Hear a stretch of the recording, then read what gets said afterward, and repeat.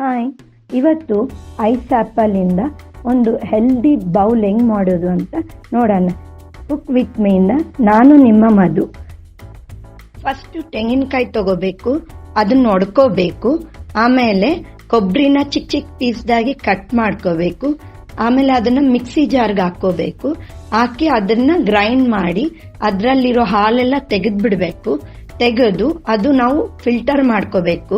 Filter ಮಾಡಿ ಅದಕ್ಕೆ ನಾವು ಫಿಲ್ಟರ್ ಮಾಡ್ಕೊಂಡಿರೋ ಕೊಕೊನಟ್ ಮಿಲ್ಕಿಗೆ ನಾವು ಚಿಯಾ ಸೀಡ್ಸ್ ಆಡ್ ಮಾಡಬೇಕು.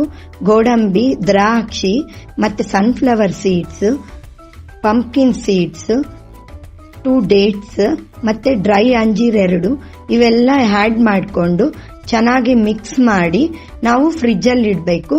ಬೇಕಂದ್ರೆ ನಾವು ಓಟ್ಸ್ ಕೂಡ ಹಾಕೋಬಹುದು. ಓವರ್ ನೈಟ್ ನಾವು ಫ್ರಿಜ್ ಅಲ್ಲಿ ಇಟ್ಟು ಬೆಳಗ್ಗೆ ನಾವು ಅದಕ್ಕೆ ಐಸ್ ಆಪಲ್ ಅಂದ್ರೆ ತಾಳೆ ಹಣ್ಣು ಅದನ್ನೇ ನಾವು ಸಿಪ್ಪೆ ತೆಗೆದು ಚಿಕ್ಕ ಚಿಕ್ಕ ಪೀಸ್ ಕಟ್ ಮಾಡಿ ಅದಕ್ಕೆ ಮಿಕ್ಸ್ ಮಾಡಿ ತಿನ್ನೋದಷ್ಟೇ. Eat healthy and stay healthy. Like, share, subscribe ಮಾತ್ರ ಮರಿಬೇಡಿ. ಬಾಯ್.